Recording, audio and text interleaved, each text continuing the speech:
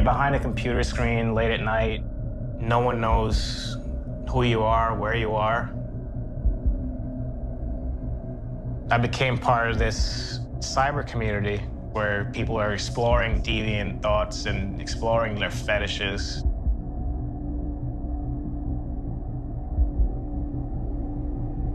I'm not the only one out there with these thoughts. They were accepted. The anonymity makes you try and outdo the other person. Who could be the sicker one? Who could be the more depraved one?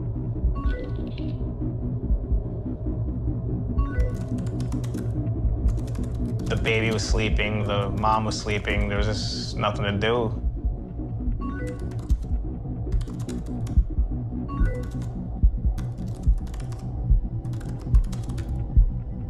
And then you shut the computer off and that's it.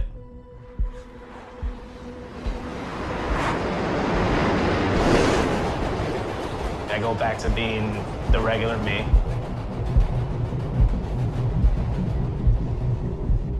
But someone might say the anonymous nature could also bring out who you really are.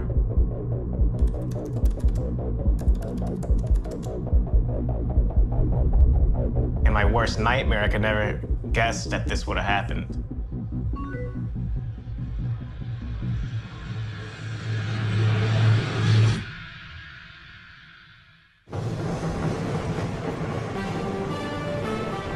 Breaking news, an almost unbelievable story. A New York City police officer has been arrested in a failed plot to kidnap dozens of women, cook them, and then eat them. Gilberto Valle has become known as the Cannibal Cop. The 28-year-old's wife uncovered the alleged plot. Charged in a conspiracy to commit kidnapping and allegedly used NYPD computers to get information on a list of victims. Defense lawyers did not deny his online activity, but called it a sexual fantasy that he would never act on. These are thoughts, very ugly thoughts, but we don't prosecute people for their thoughts. It comes down to this. Is this guy just fantasizing, or is there enough evidence to suggest he was really planning to do this?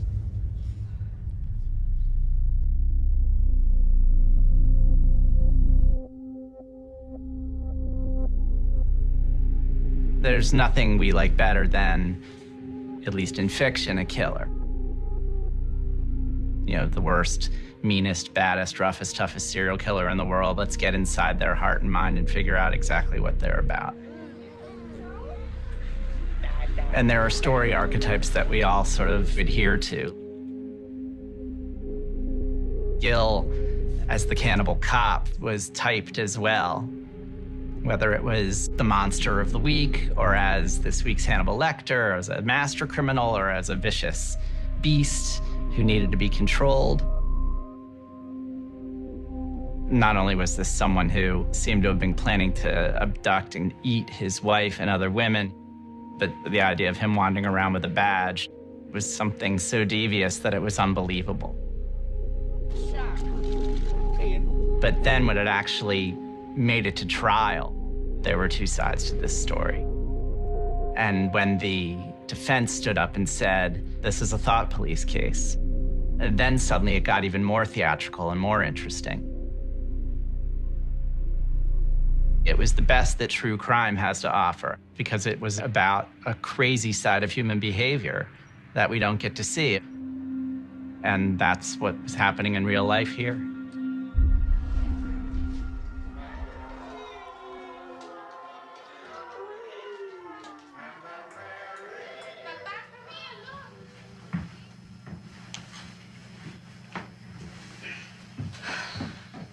Audio's good? Excuse me, check 1, check 2. Check 1, check 2. Ready to go? Mm-hmm. There were a lot of myths about what was going on here. You get a picture painted in your head, you get a story, and you just start, once you have that initial concept, once that you have that preconceived notion, you start to seek out pieces of information that that go with that jive with it, and you disregard things that go against that. You know, I want everyone to have all the facts in front of them before they make up their minds for themselves. I grew up in Queens, New York. My parents separated at an early age. Mom was more soft love, you know, she was there for emotional support. Dad would be the one to kick you in the butt. He was very, you know, strict, and we didn't want to disappoint my dad. Valle's arrest comes after the FBI obtained detailed accounts of the barbaric plans. The government says Valle made his sick plans in online chat rooms. His father in disbelief. Of course, I'm shocked. Is it possible? I don't think so. As a parent, now that all this has happened, a lot of different things come into the mind. Is he crazy? You know, all this stuff coming together. What is he? Is he crazy?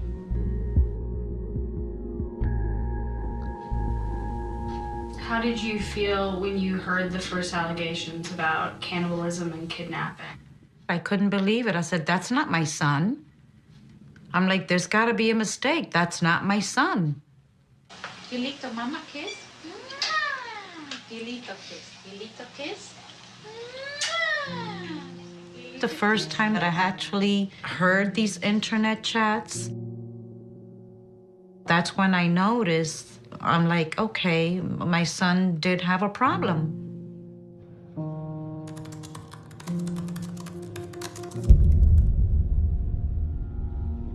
For the good boy that I know to be discussing women in such a way, it was just horrible. But if anything, he needed help. See a psychiatrist, see a therapist. I mean, I'm not saying whether it's right or wrong, but, you know, some people choose to let out their frustrations by going to the gym, punching a punching bag. That might work for them. For some, it might be getting on a site like this and fantasizing, you know, thoughts of horrible thoughts like that. Well, he created a monster. He's a good writer. I mean, how can anybody believe that one person is going to kidnap 100 women and cook and eat 100 women?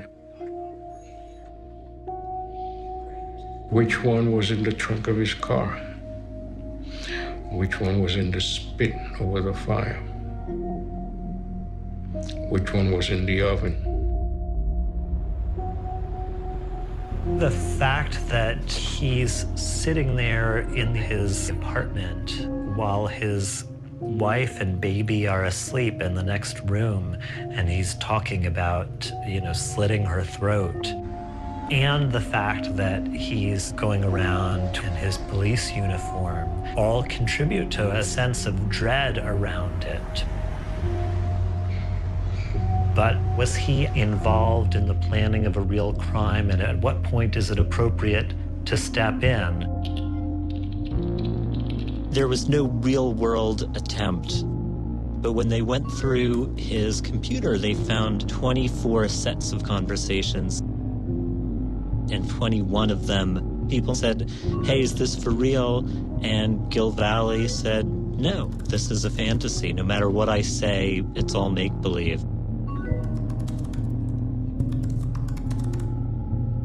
But in 3, he never said that. In fact, there were some moments in those chats where one of the participants would say, hey, are you for real? And Gil Valle would say, yes, he was. That could seem like evidence that this was a real conspiracy.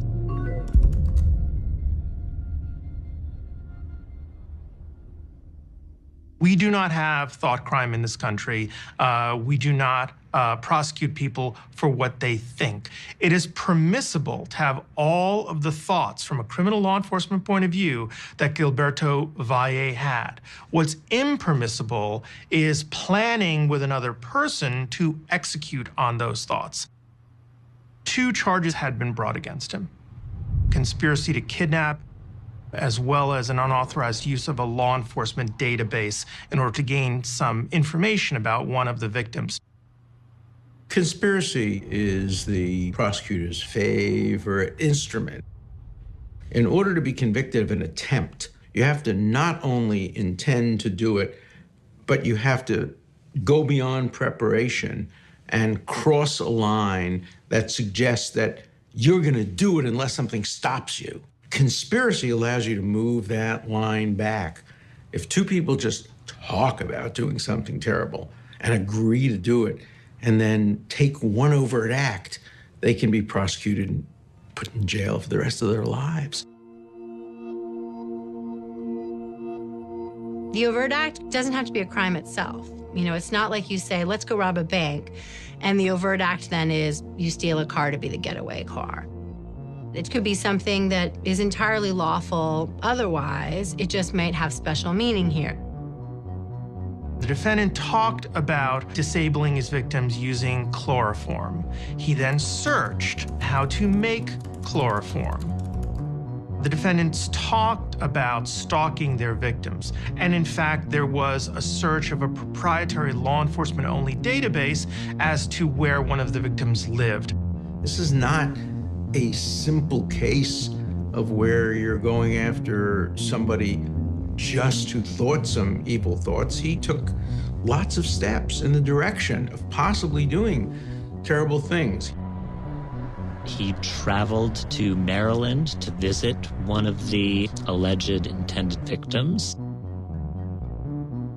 This target of his supposed plot was his college friend. If you think this is a dangerous, dangerous man, then everything that he did in real life takes on this really ominous color to it. This trip to Maryland with his wife and baby could seem like a recon mission for a murderous kidnapping plot. If he, in fact, was planning to kill somebody specifically, then all of these would be overt acts within any meaning of the law. The question is, what was in his mind? And I'm not sure he knew. Opening statements today in the trial of the Cannibal cop. In the words of both the prosecution and defense attorneys, this is going to be a bizarre trial.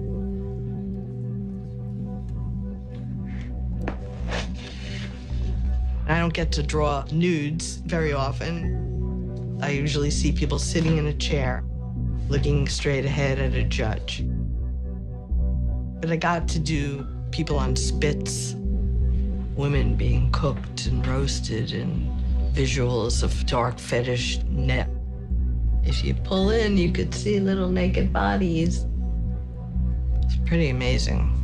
I've never really seen anything like that in a trial. There were reporters there from all over the country. We'd heard a lot about this case, but now all of it was being laid out in front of us for the first time. There were 3 alleged co-conspirators: Michael Van Hise, somebody in Pakistan known as Ali Khan, and a man in England known as Moody Blues.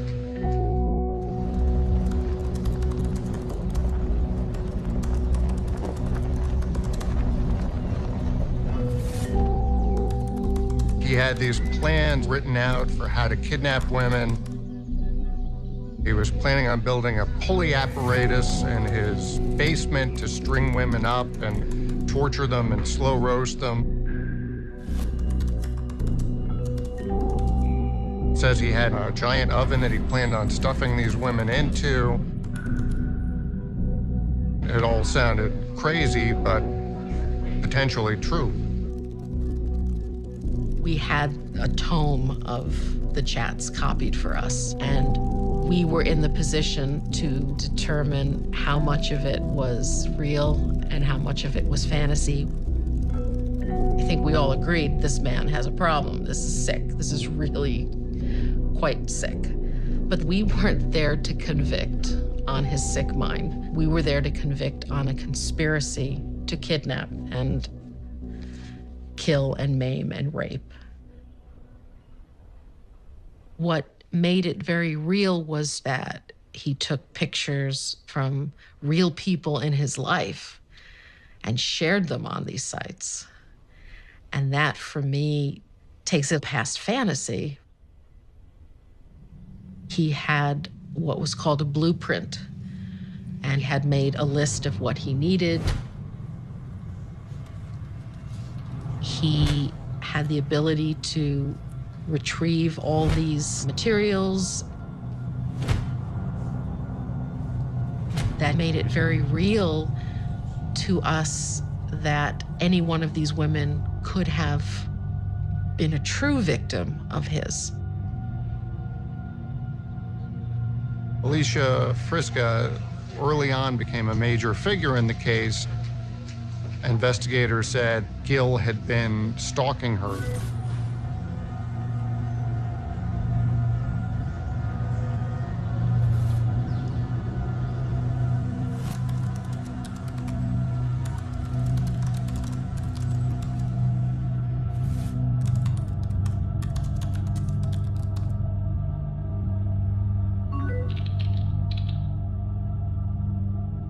When Gil starts talking money with Michael Van Hise, that shift in tone is chilling. He's suddenly very, grisly and mechanical, and let's talk turkey. Here's how we're going to get it done. And that feels like things are starting to get more real.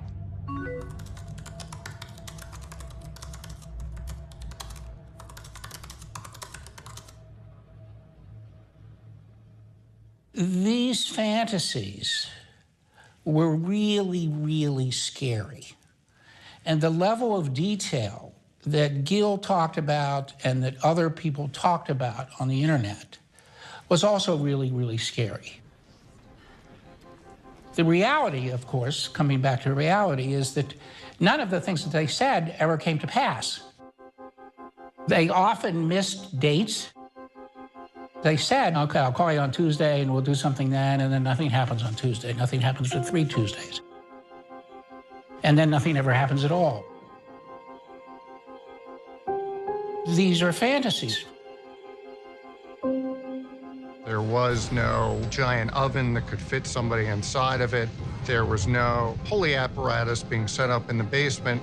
In fact, the basement was a laundry room for everyone in his Queens apartment building to use, and wouldn't be a very good torture chamber. Let's put it this way. If this was done on Craigslist, you would know you were being scammed. He didn't have any of the things you would need, according to his own blueprints and plans on how to do this. He made up false information that wouldn't be effective. You read about the case, you read about these chats, and you're horrified. You're turned off, you want to step away, and you're just like, this guy's a monster, like, for, whatever. Yeah, this is depraved language and unconventional thoughts, but there's no evidence.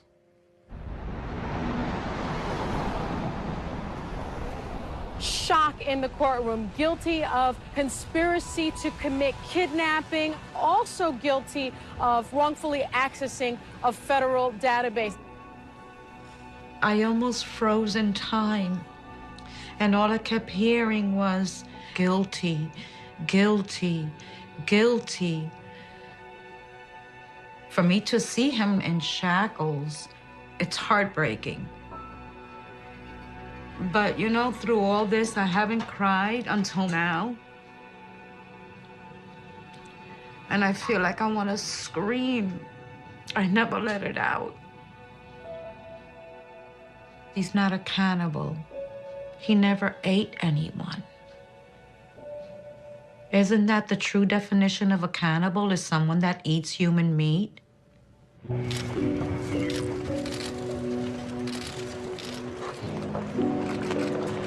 How are you doing, out of all due respect? How are you doing? Look at me. I'm strong.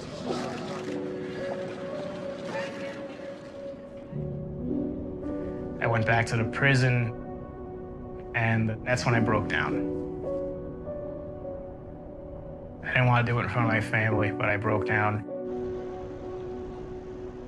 I hear a couple officers talking outside. One of them comes in and says, Valle got convicted. And another one says, get the fuck out. The guy thought that guy was going home. Obviously, the case involved thoughts that were unusual and bizarre and frankly, very ugly. And we think that the jury just couldn't get past that. The conviction was devastating to everyone on the defense team. You're representing a human being whose liberty is on the line, and when you lose, you lost it for this human being. I just think the jury didn't want to have the what if moment. Sure, he didn't act in the real world. Sure, this was all in cyberspace, but what if? We were always worried that that thought would prevail over an objective, rational, non-emotional view of the evidence. People can be prosecuted for their thoughts and convicted, which is even sadder to think about.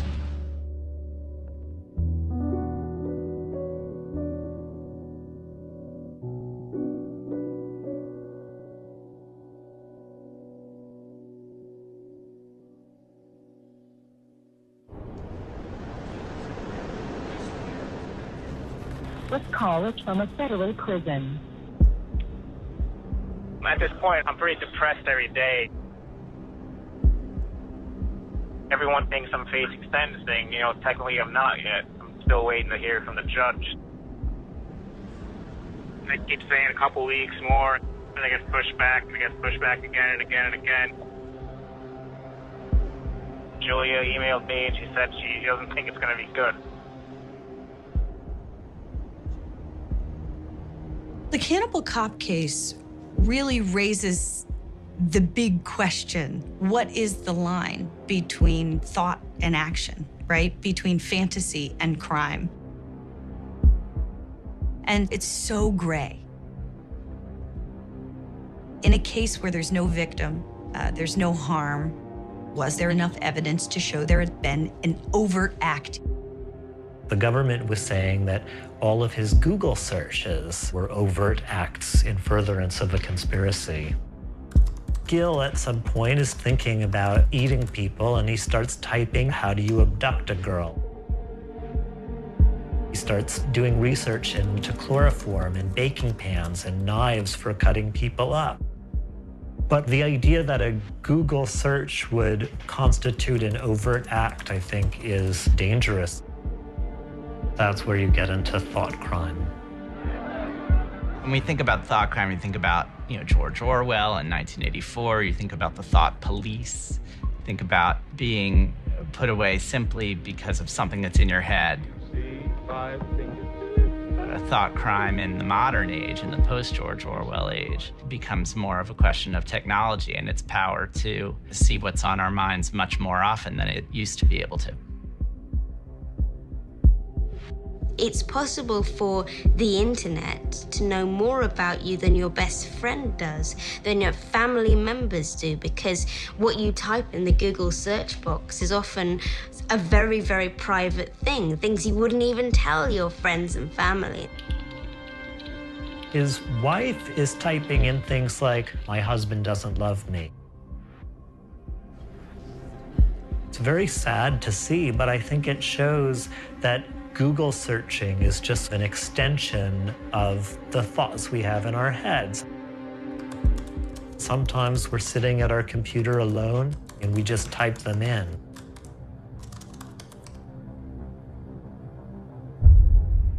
A lot of the searches that Gil was doing are as open to interpretation as those chats are. And one of the cases made by the defense was that this was storytelling, that the dark fetish network was some sort of communitarian storytelling exercise.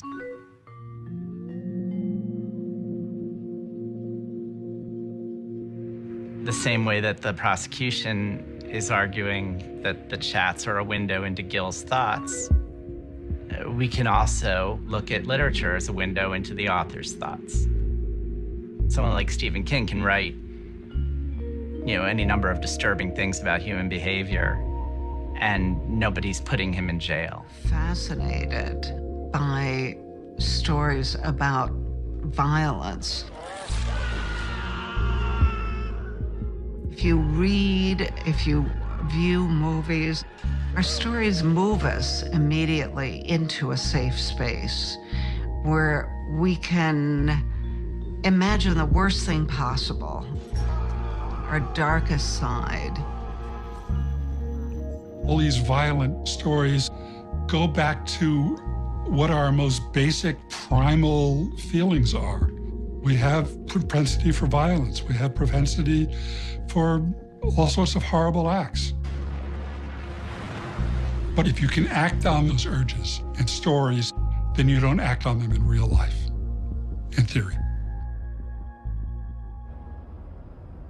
The Cannibal Cop case worries me because we're entering a new era, and it's almost uncharted territory. It's always been fairly easy for us to draw a line between fantasy and reality. I mean, there are the stories and images, and then there's what happens in real life. Well, we are in the postmodern era where these boundaries are becoming more and more difficult to draw. It's a daunting prospect to think that everything we do on the internet is in fact a window into our true, authentic selves. It's more that the internet invites us to be both who we are and who we are not. The fear that a space for open trading of fantasy becomes instead a policed zone in which, your thoughts may signal your future action is a real one. If we don't protect that space, I think we'll find ourselves in a much different society than the one that many of us thought we signed up for.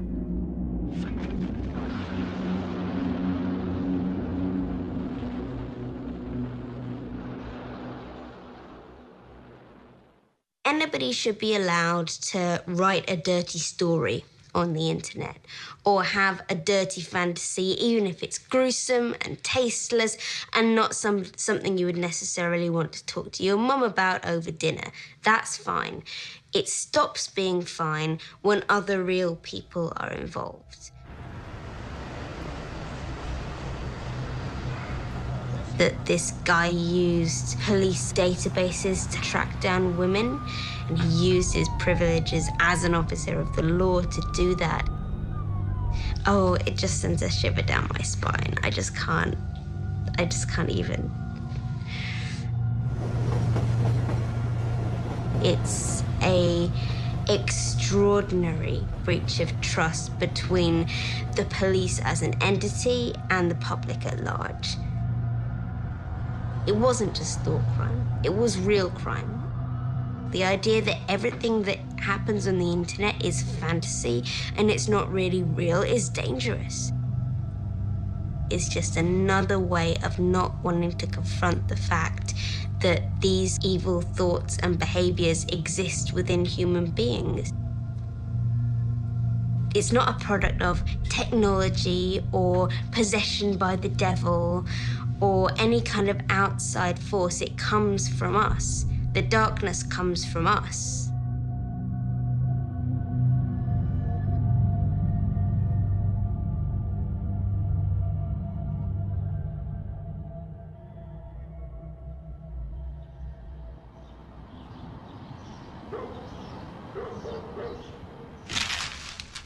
Look what I still have, his police uniform. I don't know why I kept it.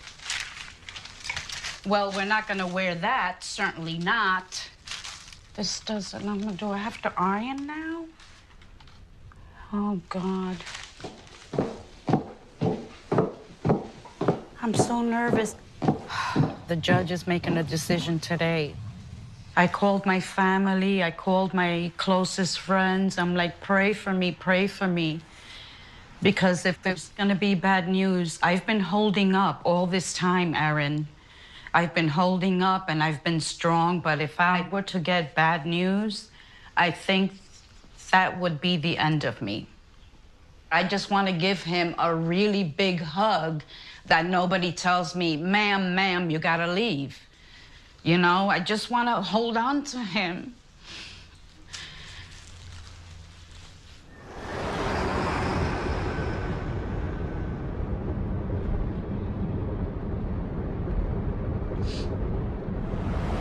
I hope he doesn't have to spend one more night in that cell.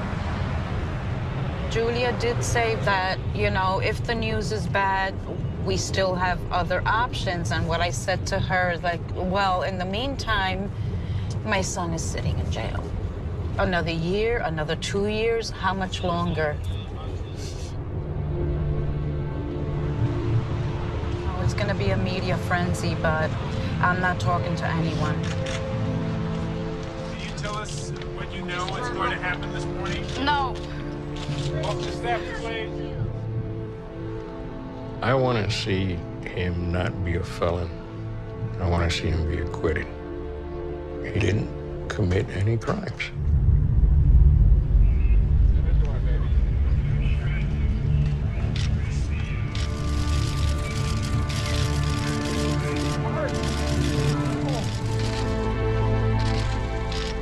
I'd like to make a very, very brief statement. I want to take this opportunity to apologize to everyone who's been hurt, shocked, and offended by my infantile actions. I also want to thank my family from day one. Their support never wavered. I've needed that more than anyone will ever know during this impossible situation. Forgive me, I'm tired. I want to go home and spend some time with my family. Thank you very much. Gilberto, 17 months in jail. Do you feel like justice has been done? Granting a judgment of acquittal on sufficiency of evidence grounds, which is what the judge granted, is very, very unusual. And it was front page news. And an acquittal means what? It means you're not guilty, okay? Doesn't mean that you're innocent.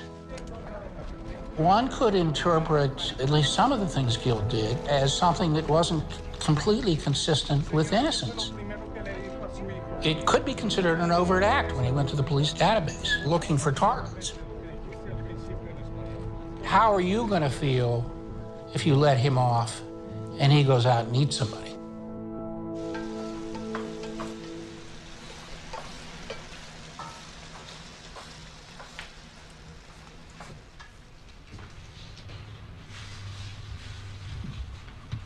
Those people have been there since 7 this morning.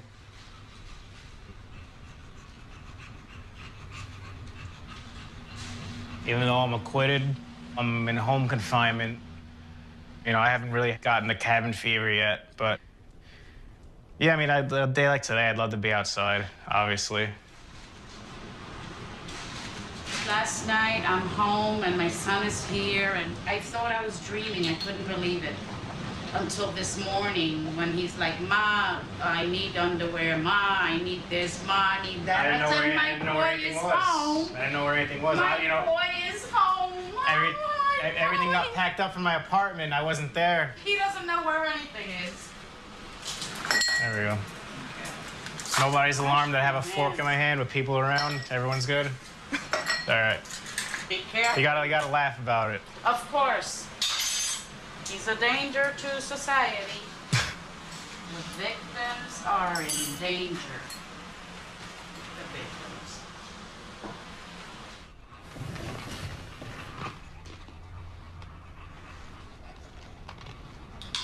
I read the ruling late last night. I mean, the judge just slammed them. Somewhere in the page 80s, there's like 5 straight paragraphs where he ends all of them with, this can only make sense as a fantasy role play. It means, like, it makes no sense whatsoever in a real conspiracy. He ends like 5 straight paragraphs like that. All right. Bye, Julia. Thank you. Goodbye, everyone. Thanks. Take care.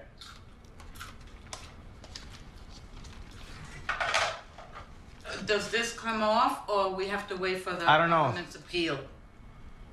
No, but we have to wait for the appeal. Oh, that can be months. Mm-hmm. This is something that was private, anonymous. It was a little bit of a skeleton in my closet, and now here, everything, this massive skeleton is out. It's the epitome of embarrassment to sit in that trial and have all these emails and chats read. I mean, it was like, hey, how the hell did I come up with something like that? It was bad.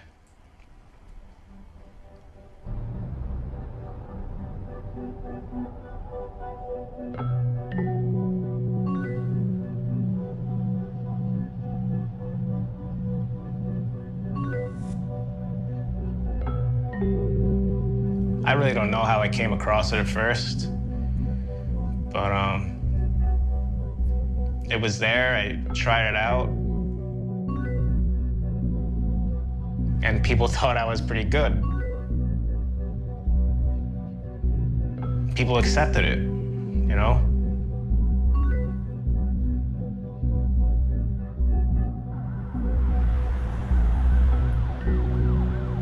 I mean, yeah, I had a stressful job, but I don't know how much that played into all that. You know, I could have gone out and got drunk. I could have stayed up and watched TV. So I don't know if that had to do with a lot of it. It's really difficult to understand why someone would be interested in something like that. A lot of people have asked the question, where does this come from? Because they think that something went wrong. Some abuse, some trauma, bad parenting. Many things have been blamed. Because we don't know clearly where things come from, there's a lot of room for interpretation, and there's a lot of room for judgment, and a lot of room for saying things like, they chose this. This is something that they could unchoose. But we don't choose what we're aroused by.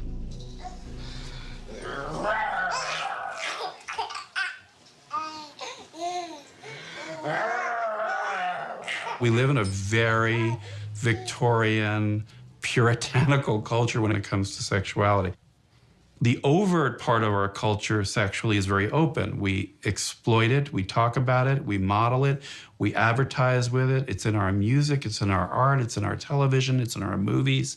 But covertly, I think people are pretty uncomfortable with their own sexuality.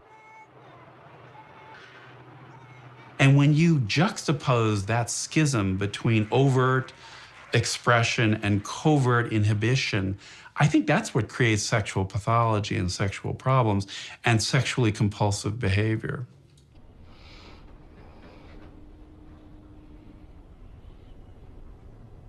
Did Gil ever ask you questions about sex growing up? Not really. When I went to college, I got a whole box of Trojans, you know. He said, be careful, don't use them more than one spot or something like that. But and he just laughed and took them.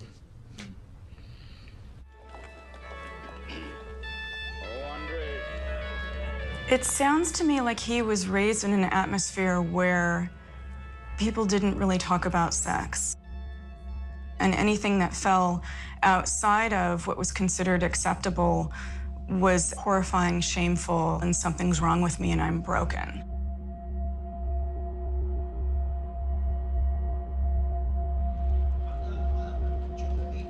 I thought about what led him to get on these sites. And I wonder if it had anything to do with our divorce. Why did you guys decide to get divorced? I really don't want to get into that. I was very young, so I didn't really understand what was going on. My memories of them involve a lot of arguments, unfortunately. Weren't many happy times. His dad was very possessive, controlling, and verbally abusive. I didn't want my son to grow up thinking that that's how you treat a woman. I mean, is he gonna talk about it? Is he gonna admit that, yes, that's what made me do it? Or the devil made me do it? No, just kidding. People try to explain why this happened. I try and explain it, and it's tough sometimes. I guess the most important thing I got out of these chats, if there was anything I got out of it at all, was just acceptance. This is the first time I'm really opening up about all kinds of freaky stuff, you know, cannibalism and bondage. All these years, it's all bottled up, and I have a chance to finally talk to somebody about it.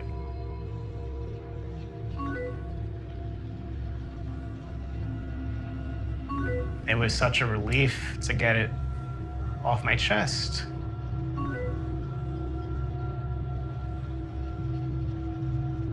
When you're typing it, you don't really think about it. You're just sort of in the moment. But as soon as the computer went off, it's over. You know, I'm the person who I am. I'm incapable of any violence. I couldn't hurt a fly.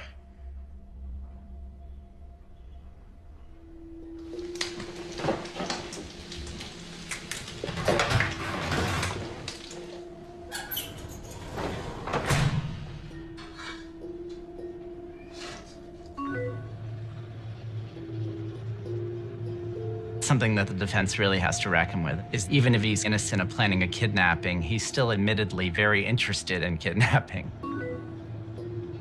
He's on the record talking about it all the time. He can't get it out of his mind. How do you prove that he would never do this in the future? In the ramp up to the trial, they were concerned that this might break down into a he said, she said kind of case where the defense would say he's harmless and the prosecution would say he's harmful. And what they really wanted was the voice of God to come down from on high and say, I've looked at the guy and he's as nice as you and me. And that's what they got with Park Dietz.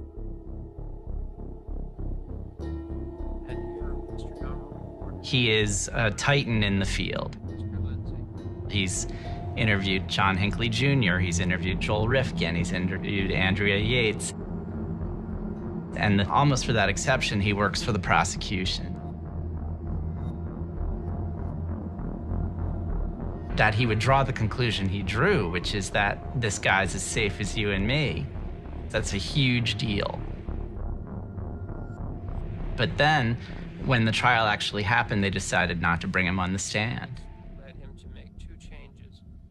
Were Dr. Dietz to have actually testified that deviant sexual fantasy doesn't relate at all to those who sadistically rape and who sadistically murder, he would have been slaughtered on cross-examination. Dr. Dietz himself has written about how people with sexually violent intentions, not just fantasies, but offenders to be, may seek out law enforcement positions because of their ability to more easily access prey. But the defense suggests that Officer Valle was indulging in these cannibalistic chats and websites because he was coping. So let me get this right. This kind of behavior is coping? You show me one sex offender treatment program that tells people, go on the internet and cope with your deviant sexual arousal by just engaging with chats about cannibalism people. Boy, what a therapeutic remedy. A psychiatrist that was retained by the defense said that looking at these websites was a way to cope with those urges. In your experience, have you heard of anything like this? No. I have not heard of anything like that. I don't know that I would say that looking at those websites is a way to cope with or manage those urges. I would personally not prescribe that to a patient and say, well, if you're having these violent fantasies, just look at websites online and that'll help quell those thoughts and urges. In fact, I would wonder whether it would excite those urges.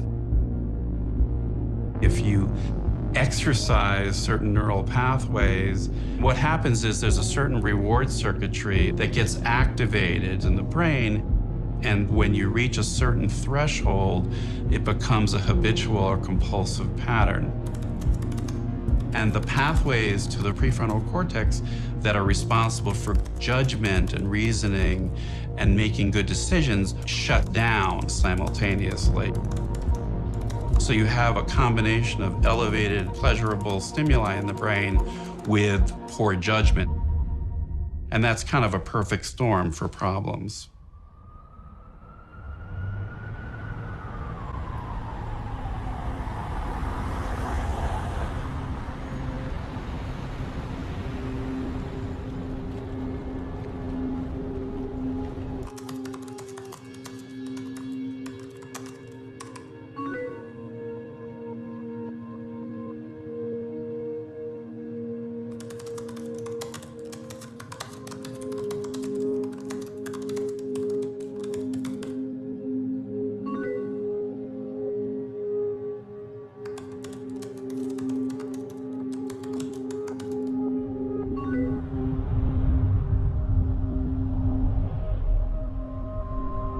What is the capacity of people who are otherwise strangers, just connected by chat room or internet connection, to influence someone into crime from fantasy?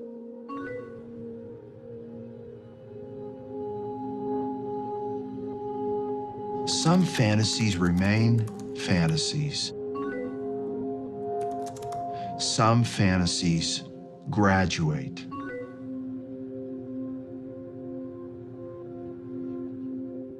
The website or the chat or the activity is no longer interesting to them in the same way.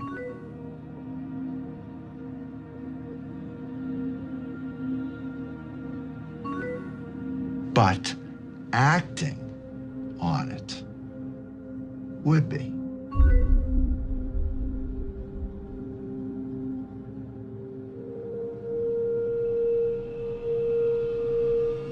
The connection between fantasy online and subsequent acting out is impossible to predict.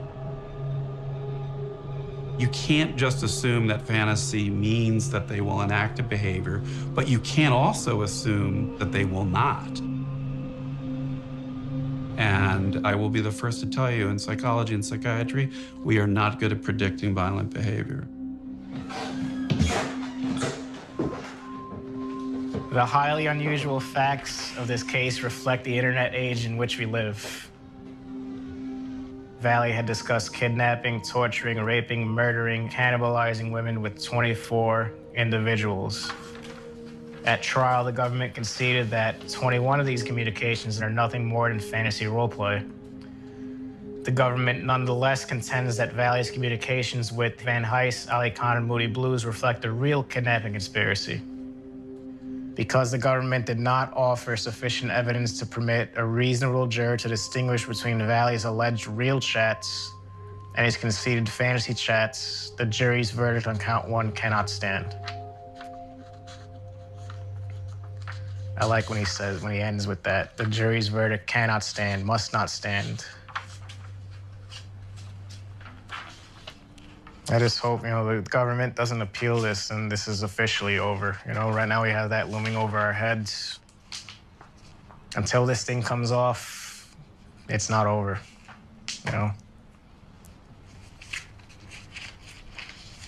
Go to the beach, all right?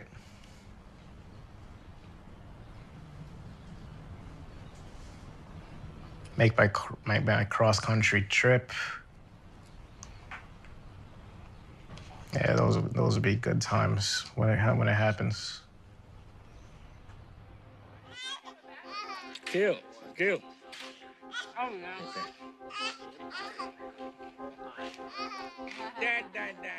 Perhaps the most significant aspect of this story is that Valle's sexuality was hidden. If one has to wall off an entire aspect of what turns them on, then one has a fundamentally dishonest relationship with their partner.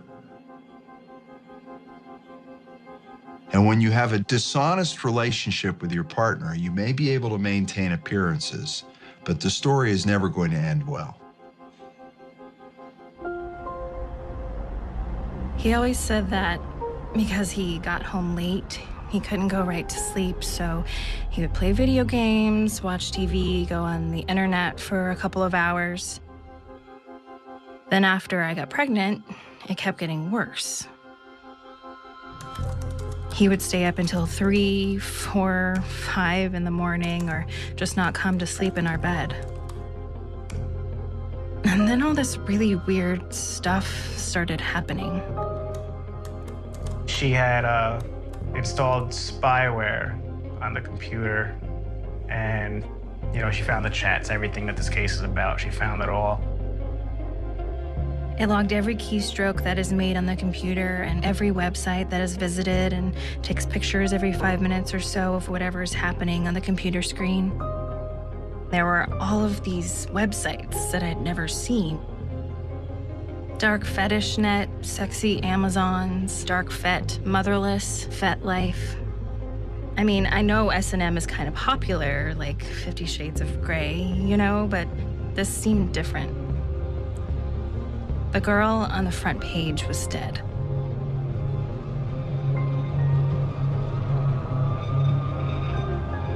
I noticed on one of the screen pictures that was taken an email address that I didn't know about. So I went to Yahoo Mail and entered the password that Gil had told me to use for everything. All of a sudden, I was staring at pictures of my friends, pictures of people we knew. There were thousands. She confronted me that morning and left with the baby. I didn't really know what she was planning on doing or how long she was planning on staying. We did stay in touch throughout.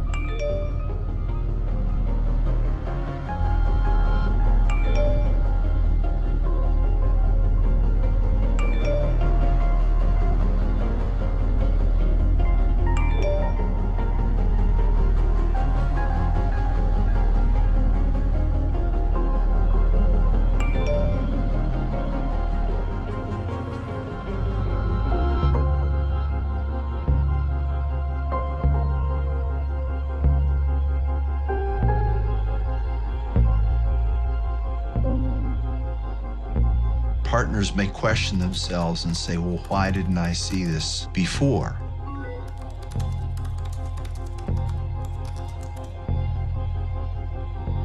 But we've had an unexpected proximity to a side that he doesn't show to others, wouldn't even show to his wife. I was going to be tied up by my feet and my throat slit. They would have fun watching the blood gush out of me. Over and over again, just kept saying that the suffering was for his enjoyment, that he wanted to make it last as long as possible, that he had no remorse.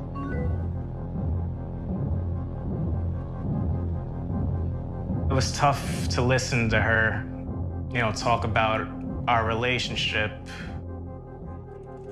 We were together for 3 years. I thought they were 3 wonderful years. Yeah, I would do this at night, but it didn't affect my personal life at all. It didn't affect my job. It didn't affect my family. I was still the good husband. I was still the good father. I was still doing great at work.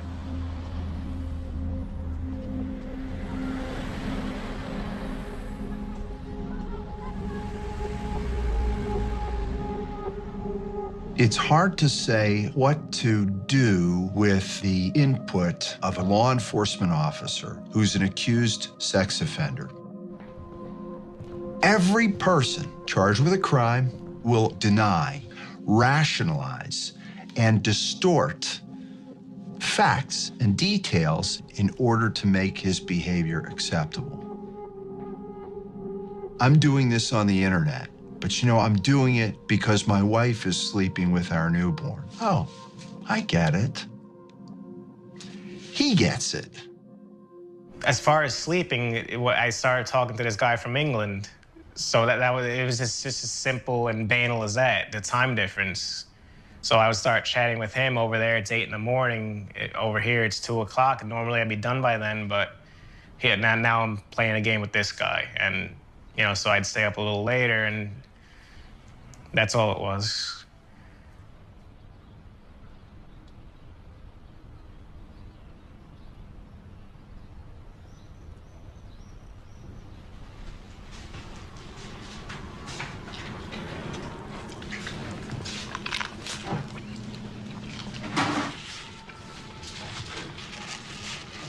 Isn't that amazing?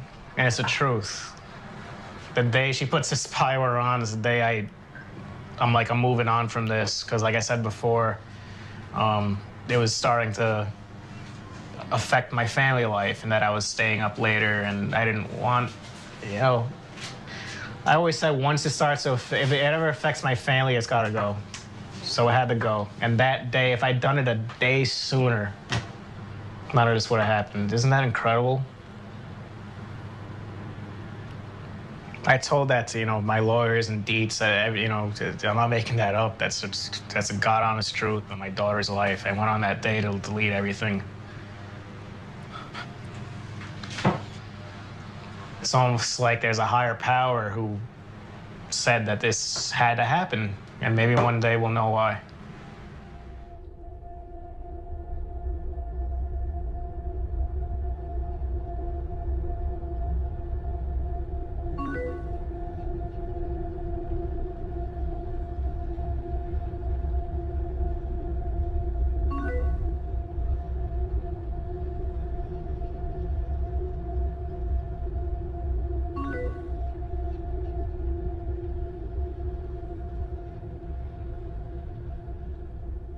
You know, I honestly don't know about this guy. I think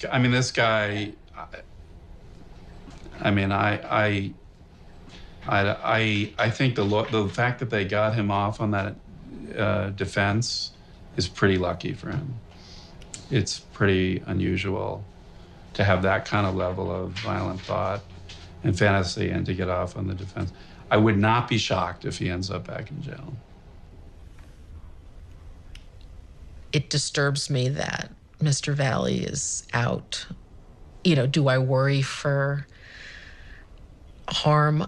Not really. But, you know, he's a disturbed man. We, as the jury, were confident that from what we had, what we were given, we made the best decision we could. And when it was overturned by the judge, I felt betrayed. It was a very difficult decision. We were not in agreement from the very beginning. Some felt more strongly that he was guilty. Others needed much more proof. Ultimately, the weight of it was that this decision was going to ruin this man's life.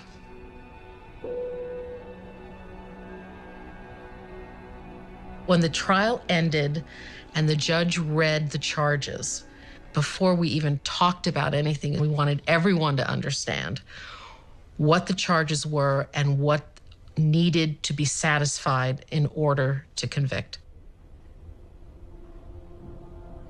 Illegal use of his police database, the entire jury agreed that he was guilty immediately. And it was just the conspiracy charge that we really needed to take our time with. We dissected the chats that he had with various people, and This particular line of chats with Moody Blues was very different from the others.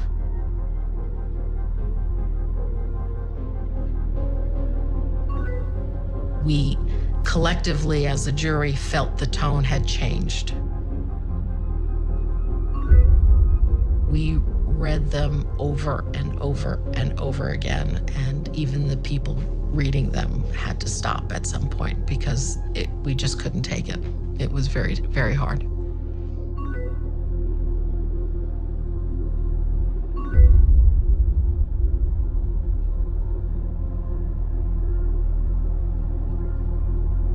He was taking the steps to take it to that next level,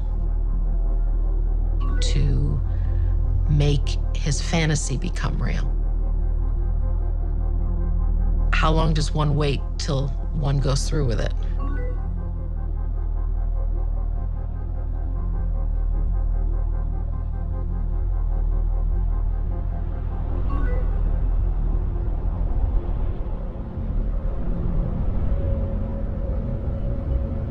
The trip to Maryland was planned to meet this college friend, and he was bringing his wife and his daughter along on this trip. The defense maintained that this was just a trip to visit a friend. But his chats with Moody Blues indicated that he couldn't wait to go see her, that he couldn't wait to think about what he was going to do to her, and also find out where she worked and get some more background information.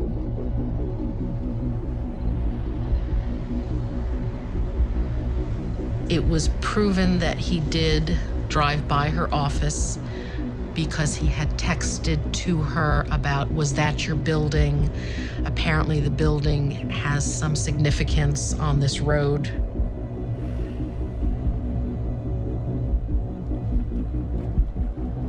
He did meet her for brunch with his wife and his daughter, and all seemed normal. Just friends getting together and talking, and her meeting his wife and his daughter.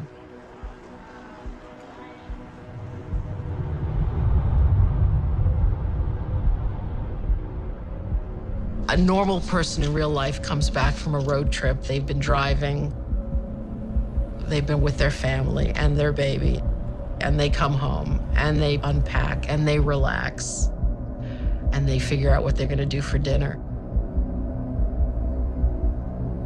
Based on the timeline, this man went straight to his computer and straight to his friend to chat, almost like he was reporting in. And you could tell he was excited about it.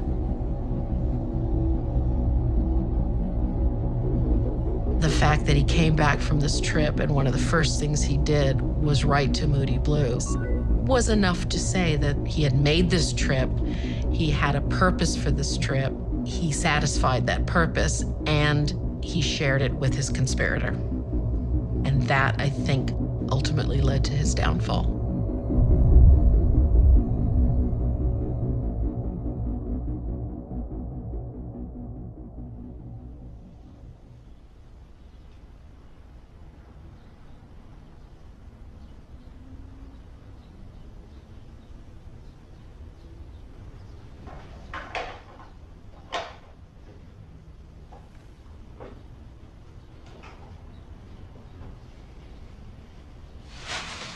You know, we sort of expected this. I mean, we felt good. Maybe they wouldn't, but this just buys them more time.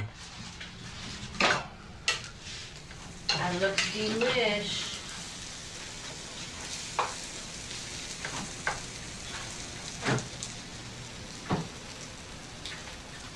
You know, I gave myself a couple hours just to be down, but,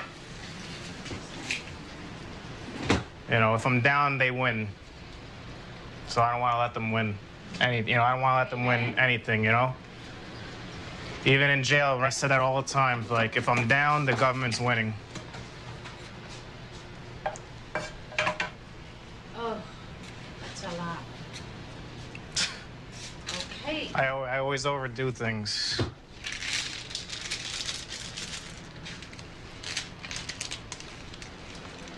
I guess Mom can get used to having me at home. I can get used to this real quick.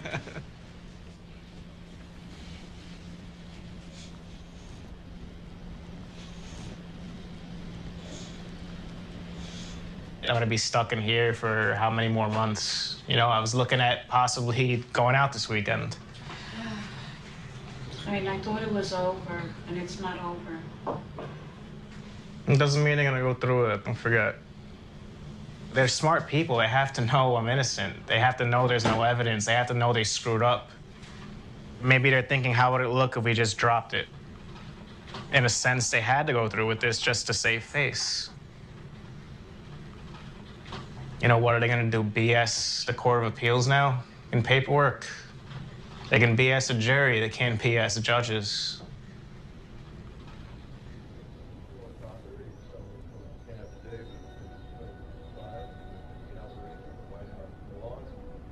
My father always taught me to defend the underdog. And the underdog is always the person who is on trial with all the resources of the state, the police, the prosecution, being used against that person.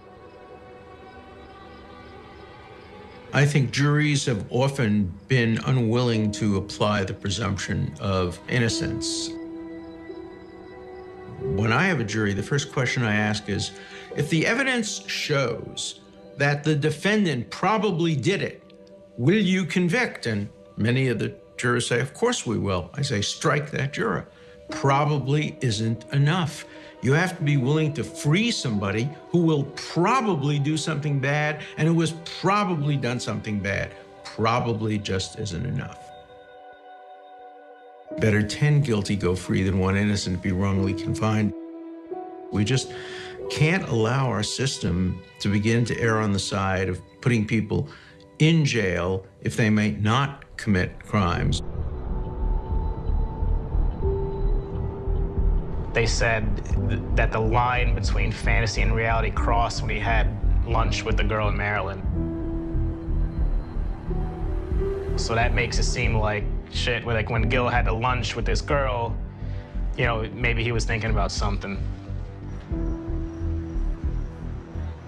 As far as coinciding with the chat, I knew, like, yeah, I had the chat, but, you know, I was with my wife and daughter. Nothing ever happened at the brunch. They made the whole weekend out to be a surveillance episode.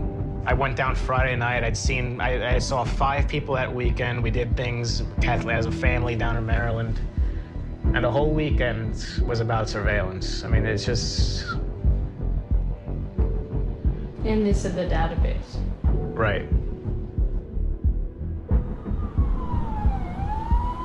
When the prosecution makes a big deal of him using this computer to look up information about these women, yes, it's a violation and yes, it's a crime.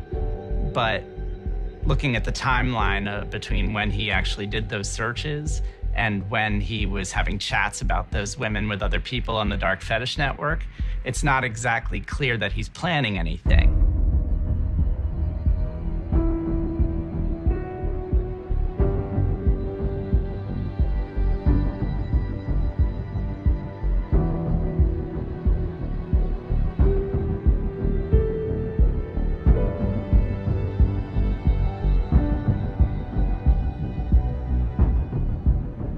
They might have had more of a case if he looked up that information and then 5 minutes later, there's a record of him emailing somebody from the dark fetish network saying, here's the address. But he didn't even give anybody on the dark fetish network their addresses. He didn't even give them their last names. There's one potentially very telling moment in the chats where Moody Blue says, what's her address? And Gil says, I can't do that, I can't give you that. Suddenly the bubble bursts.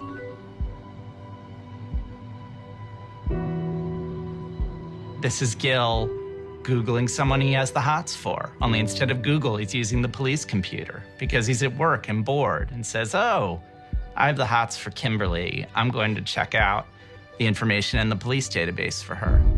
And so he does. And that's sick and creepy and weird. But is this the action of a guy who's planning and conspiring a kidnapping?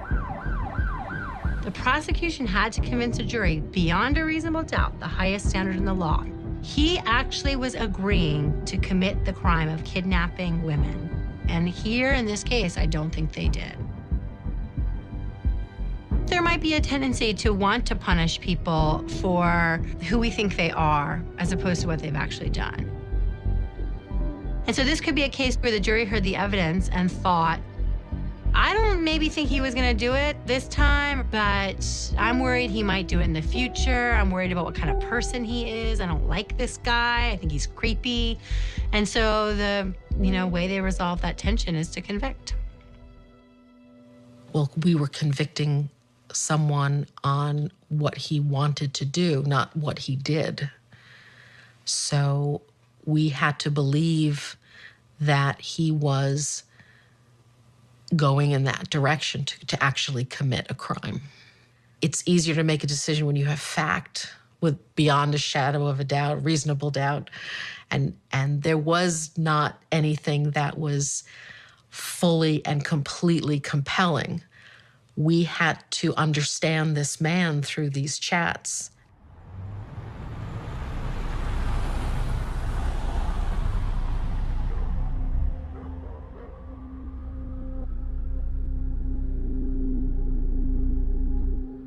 When the police got this information, absolutely they were right to act on it. No one in their right mind, I think, would suggest when his wife came and said, look what I have, these disturbing chats, and my husband, by the way, is a police officer with some power, that they should have said, go home, ma'am, no big deal, right? What should they have done? They should have initiated an investigation. It could have been as simple as an undercover agent signing up for an account on darkfetishnet.com and trying to engage him and make real plans. Since Gil's conviction and since it's been tossed out, there's been movement on other cases related to the dark fetish network, where the feds took the extra step of creating a sting operation. And there have been people who've been convicted after they met with agents to plan the kidnapping. One of them, Ash, actually went so far as to create a kit. He started collecting items that one might use in a real abduction and torture scenario. He had needles and handcuffs and speculums. He even went and he bought a stun gun. You can see that they took this so much farther than Gil did. It makes you realize that there is this whole, so many steps before you get to actually lunging out of a car at someone and trying to hurt them. Some very reasonable people could come to the conclusion that unless and until he's in a car with the rope and the chloroform headed to wherever victim 3 lives, it's not enough. Some reasonable people could also say, even that's not enough. It's not enough until he gets to the doorstep and actually starts walking up the steps and is about to hit the doorbell and say, hi, it's Gilberto. Can I come up? And some people would probably even quite reasonably conclude that we really don't know what he's going to do in that apartment.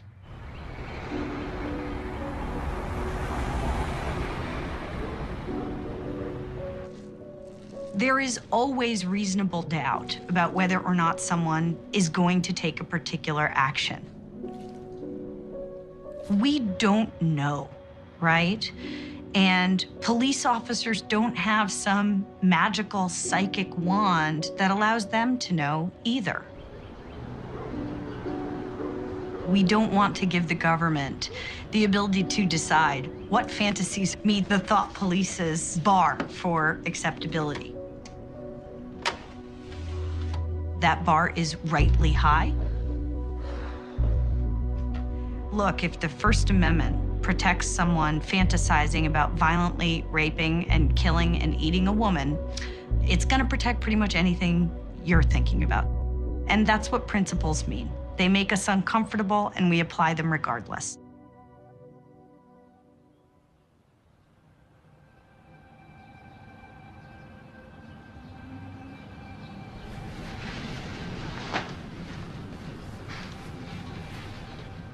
we're going down to court for my sentencing for the misdemeanor. The big news out of today will be whether or not this house arrest is over. Number two, is the government going to go through with their appeal?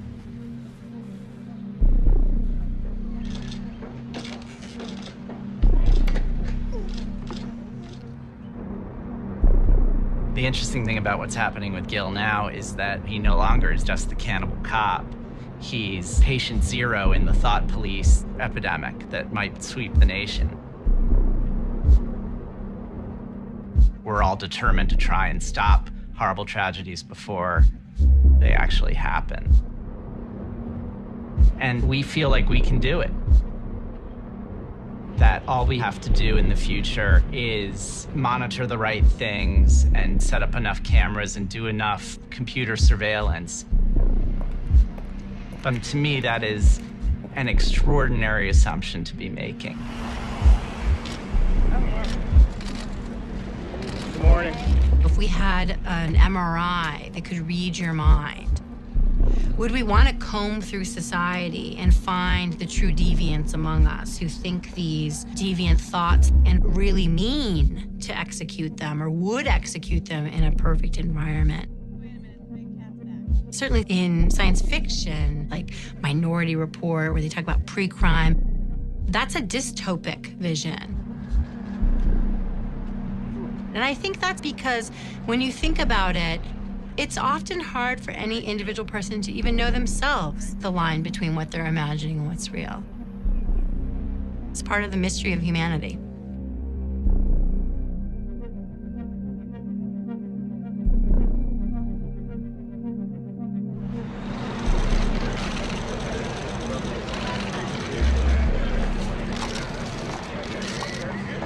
You know, there's been a lot said about me when these allegations came out. And, you know, that's not who I really am. That's never, people who know me the best know that, and I'm ready to show people who I really am. That's it. Can you give us some idea what got you involved in these issues in the first place? No, I'm not going to comment on that right now. One of the most troubling gray areas of this case is that most of us don't understand why someone would act on an impulse like this. I don't think the jurors, I don't think the media, I don't think many people at all could really look into his heart and really understand Gil as a person. Is he a harmless teddy bear of a guy, or is he a nefarious master criminal? I really don't know. Look at this beautiful thing right here. Bare skin. I think part of you wants me back, but the other part of you wants to kill me. I don't know which Gil is real. I'm afraid I don't know you at all. What makes somebody an ethical human being isn't what they think, but what they choose to do with the thoughts. Somebody can be having the most dark, depraved thoughts, but if they don't do anything about them or find an outlet that is entirely harmless, then that doesn't stop them being a decent human being. And in the gap between thought and action, that's where people actually discover what kind of human being they are. And I think people have to be allowed to make that discovery and then live with the consequences. There's no news yet with the appeal. They haven't submitted anything yet. Today's the deadline. So I guess they have until 11:59. They'll probably wait till 11:50. But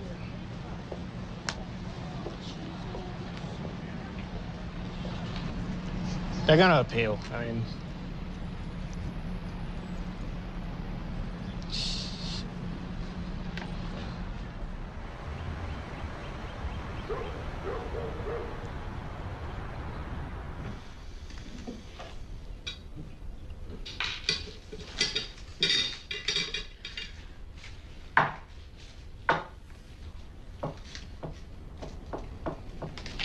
I don't want to get my hopes up, but they didn't mention it in court.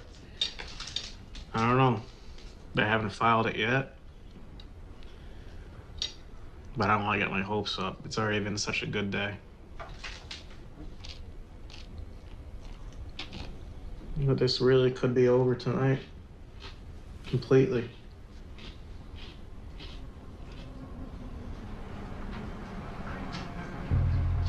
They have until midnight, so we're waiting until midnight.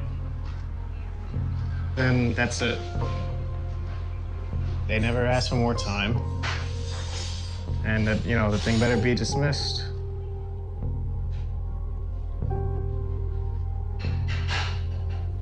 Nothing we see yet. Tick tock, tick tock. Let's go, midnight. Go on.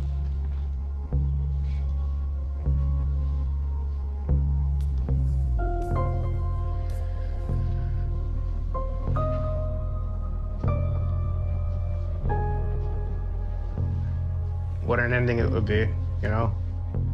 Like today, it would all end. You know, the supervision, I'm not worried about. It's not like I'm gonna go out and commit a crime or anything like that. I have no desire, not the slightest inkling to get back on any fetish website. Those days are gone. And nothing will be hanging over my head anymore.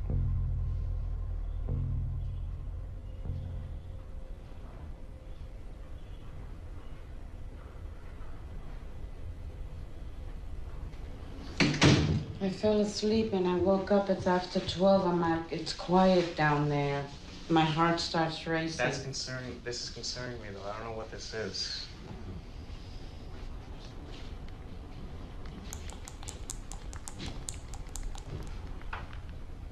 I'm on something called Cases Selection Table, and we're on the Second Circuit for sure.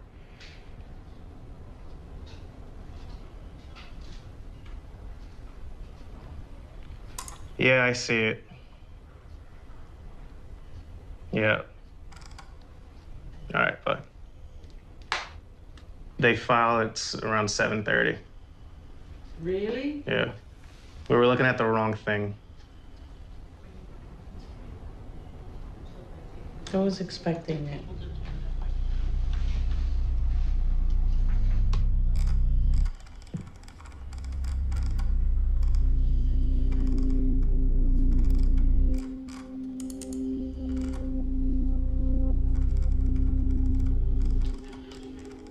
It's the same arguments, you know, that I conducted surveillance. Oh, dear God. Yeah. So they really want to make it. I attempted to establish trust. It's laughable.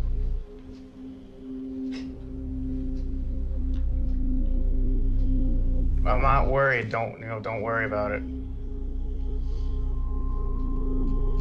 Today was, enough of a good day. I'm not worried at all. All right. I'll stop by tomorrow, all right? All right. All right, see you. All right.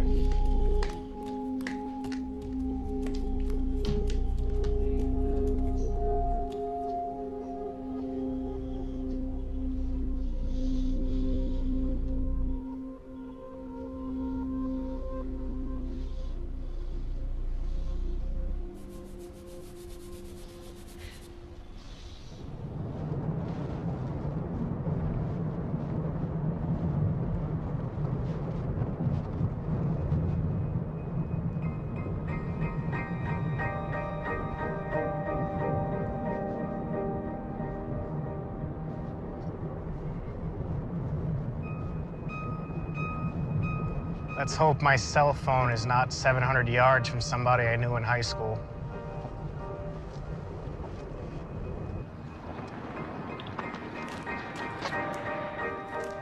Everything sort of overwhelms me sometimes. With the appeal coming and the notoriety that's now surrounding my life. Well, sometimes I feel like someone's watching me. But the first couple weeks I was out, I realized that no one was really recognizing me. So I started getting more and more comfortable going out. And I thought the next step was to get to dating again. It's been a long time, you know. I think sometimes I'm craving a little, you know, I'm craving some companionship. There's nothing wrong with that. If I do go, you know, out with a girl, at what point in the dating process do I bring this whole thing up? She'd either be, you know, run for the hills, or she'd be somewhat curious, interested. I don't know, there have to be people out there who are interested. But some people are gonna think I should be locked up for the rest of my life. There's no getting around that. I made a bad mistake, a really bad mistake. But, you know, it's not gonna cost me the rest of my life.